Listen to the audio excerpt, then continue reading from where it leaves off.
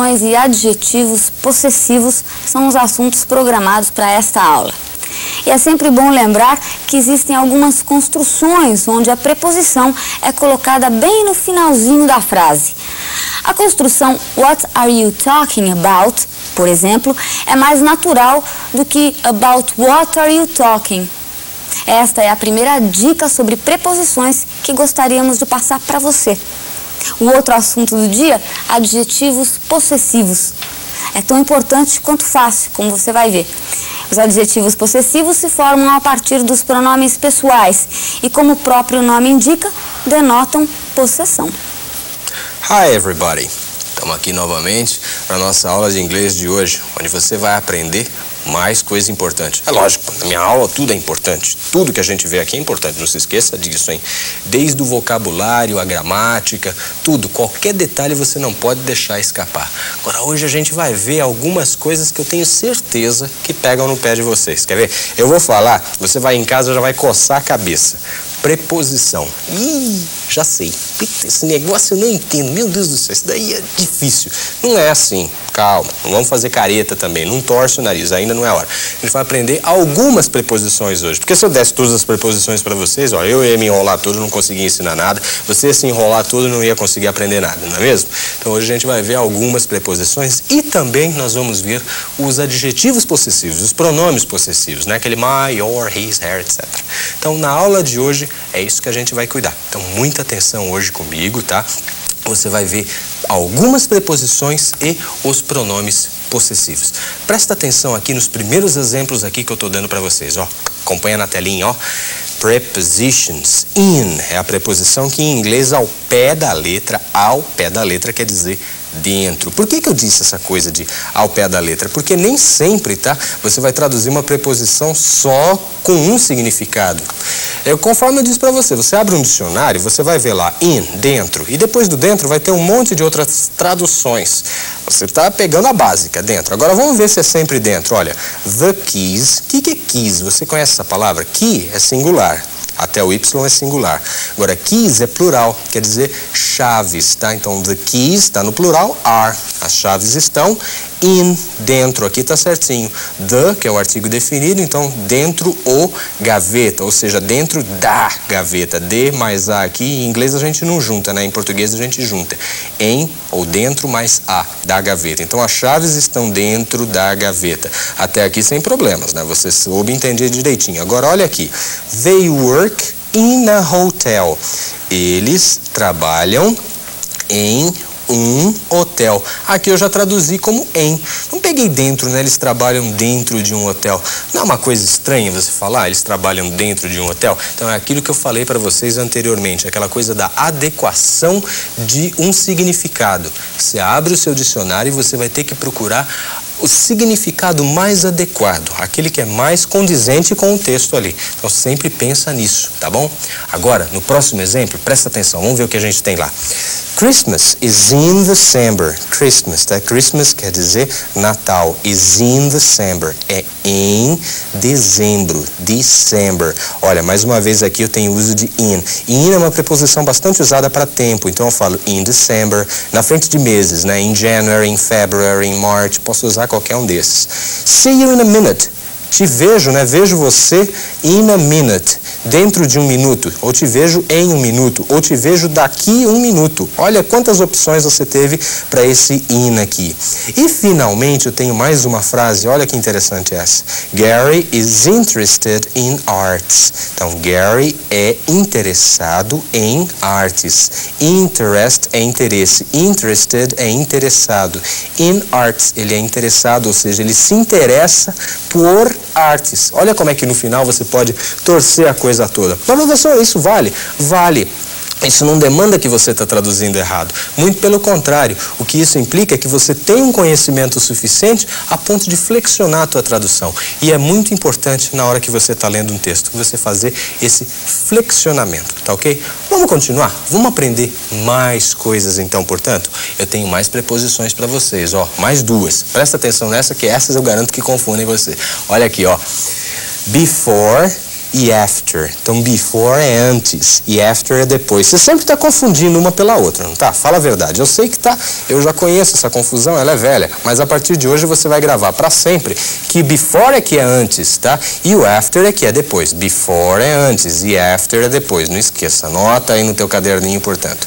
Olha aqui, ó, anota esse exemplo que você não esquece nunca mais. January is before February. Então, janeiro é antes de fevereiro. Antes, claro, janeiro é antes de fevereiro.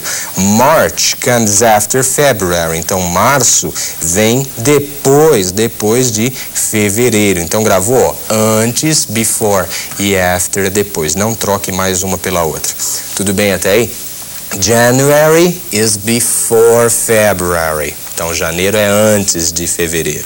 E March is after February. Então, março é depois de fevereiro. Agora, essa preposição before e after, essas duas preposições, elas têm outros usos também. E, portanto, esses outros usos é o que você tem que tomar cuidado. Nem sempre a coisa é tão simples, né? Dá uma olhadinha nesse outro exemplo aqui. Ó, a babysitter looks after children. Então, babysitter é babysitter mesmo, né? É babá, é um tipo de babá. Looks after. O verbo look after não é olhar depois, quer dizer tomar conta. Então, uma babá toma conta das crianças. Então, o verbo look sozinho quer dizer olhar. Junto da preposição after, after quer dizer depois. Só que junto aqui, look after vai dar tomar conta. Então, você tem que tomar conta. You have to look after. Você tem que tomar cuidado, mais do que conta, né? Com esse tipo de verbo. O verbo preposicionado em inglês. Ou seja, quando você junta um verbo com uma preposição, aí o sentido é totalmente diferente. Tanto do verbo quanto da preposição. Gravou isso? E mais um exemplo aqui que eu preparei para vocês, então, usando o before. Olha aqui. Have you watched my lesson before? Então, você assistiu minha aula antes? Quer dizer, você já assistiu minha aula alguma vez na vida? Se before, nesse tempo aqui, que é o present perfect, que a gente vai ver daqui a uns tempos, né? Esse tempo verbal, ele quer dizer se você já fez isso alguma vez na vida. Tá ok? Preposições, então, que foi nessa primeira parte aqui da nossa aula. Nós aprendemos in, after e before. Agora, vamos aprender os pronomes possessivos, the possessive adjectives. São possessivos adjetivos em inglês. Por que adjetivos? Porque ele sempre vem acompanhado de um substantivo. Ele está dando a qualidade para um substantivo. Eu falo, por exemplo, car é carro. My car, meu carro. Então, ele é um adjunto adnominal. Ele funciona quase como um adjetivo, por isso que ele tem esse nome. Vamos ver quais são eles? Presta atenção. I e my, eu tenho lá em cima, ó, I, eu, e my, meu, meus, minha, minhas, pode ser tudo isso. Eu falo my car, my cars, my friend, my friends, e seja lá o que for. Depois you, eu tenho your, depois eu tenho he e his, depois eu tenho she e her, depois eu tenho it e its, depois eu tenho we, our, you de novo, né? Só que agora aqui eu estou falando de you no plural, e your, e finalmente o pronome they e their. Anotou? Então anota aqui de cima embaixo, ó, my, your, his, her, its, que é o último do singular, depois our, your e finalmente their. Anotou todos? Muito bem. Agora vamos ver como é que eu tenho que usar esses pronomes. Presta então atenção nos exemplos aqui. Para que serve, afinal de contas, o pronome possessivo? Olha aqui. Tom is an engineer and his brother is an English teacher. Então, Tom. Tom é o Tom mesmo, né? É o nome do rapaz, ele é um engenheiro. E seu irmão, só que é o seu irmão, o irmão dele, o irmão do Tom. Então não posso usar aqui your brother, fica errado. É his brother. Para traduzir, eu posso traduzir como seu. Mas para eu usar, eu tenho que entender que Tom equivale a he, ele. E o possessivo de he, naquela listinha que a gente viu, era his. Então, Tom é um engenheiro. E seu irmão is an English teacher, é um professor de inglês. Mr. e Mrs. Costa, então Mr. e Mrs. Costa, os dois, né, are traveling, estão viajando with their children. Estão viajando com os seus filhos, com as suas crianças ao pé da letra, né? Mas aí o sentido de children é filhos. Então Mr. e Mrs. Costa estão viajando com seus filhos, não your children, porque senão ficariam seus. Seus aí, você que está me assistindo. Mas é o their, é o delas, é o seu, terceira pessoa. Então tenho que usar o their, porque Mr. e Mrs. Costa crianças equivale a they, e o possessivo vai ser their. Então é sempre essa associação. O pronome possessivo em inglês depende do possuidor e não da coisa possuída. Então ele só tem a variação em relação ao possuidor. Se o possuidor é ele, he, possessivo his. Se o possuidor é ela, she, possessivo her. Se o possuidor é they, eles, o possessivo é their. Nós, we, our, e assim por diante. Continuando nos exemplos, a gente tem Maria lives in Brazil, but parents live in USA. Maria mora no Brasil, mas parents, lembra o que é parents? Não, não é parentes não, que isso? Isso é um falso cognato. É aquela palavra que parece ser uma coisa, mas é outra. Roberta Close, não é isso? Então, Maria mora no Brasil e pais moram nos Estados Unidos. A Maria mora no Brasil. Os pais de quem? Da Maria. Então, qual é o possessivo que você vai encaixar aqui? Seus pais moram nos Estados Unidos. Respondeu your? Dançou, né? É her. Maria, her parents live in USA. Então, a Maria mora no Brasil e seus pais moram nos Estados Unidos. Aí eu tenho that company, aquela companhia, is multinational, é multinacional. Head office is in Australia. Então, o seu quartel-general, né? Aqui ele está escrevendo ao pé da letra, office é escritório, e head quer dizer cabeça. Então, o seu escritório cabeça, ou seja, o seu quartel-general é na Austrália. Bom, aquela companhia é multinacional e o seu quartel-general, como é que é o seu aí que a gente vai colocar? Your? Não, dançaste. A companhia é que é o possuidor. Qual é o pronome que substitui a companhia? Não é it, ela, a empresa, não é o neutro. O possessivo é its.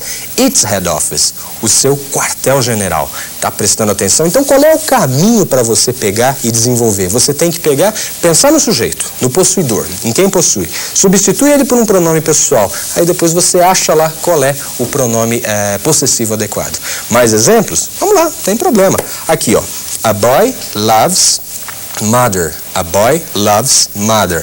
Então, o menino ama mãe. O menino ama mãe. A girl loves father. A girl loves father. A menina ama pai.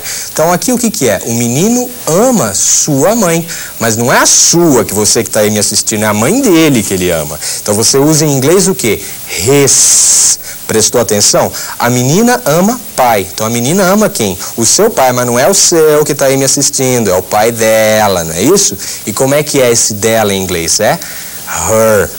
Você não pode confundir, hein? Cuidado, isso dá um rolo conjugal danado. Agora, trees drop leaves in fall. Trees drop leaves in fall. Então, as árvores derrubam leaves. Leaves quer dizer folhas, tá?